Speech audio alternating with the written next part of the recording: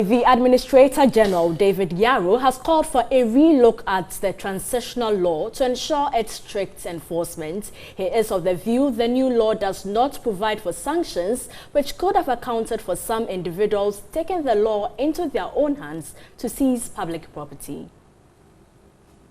The recent seizure of vehicles from the house of the national organizer of the opposition, National Democratic Congress (NDC), Kofi Adams, provides a typical example of how an incoming administration visits mayhem on members of an outgoing administration in what has become a tit-for-tat affair anytime there is a change of government. What makes the behavior undemocratic is that it is happening even when a transitional law has been passed to prevent it.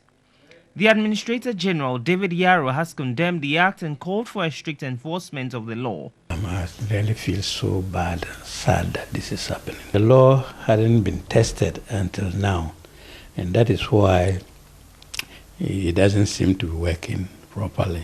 No sanctions, nothing. So whether you obey or not, nothing happens. But if we had sanctions, the fellow at the office of the president in charge of this would have impelled on all ministers that, look, we have a deadline for this.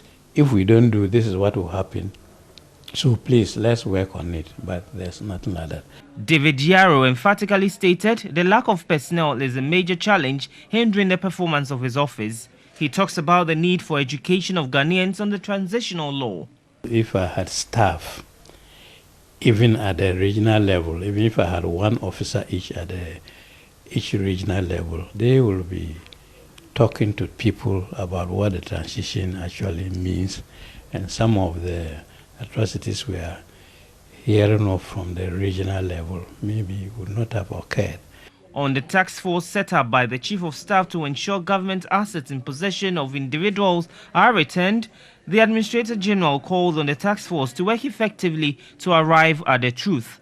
This is the first time that the transitional law is being put to test after its passage in 2012.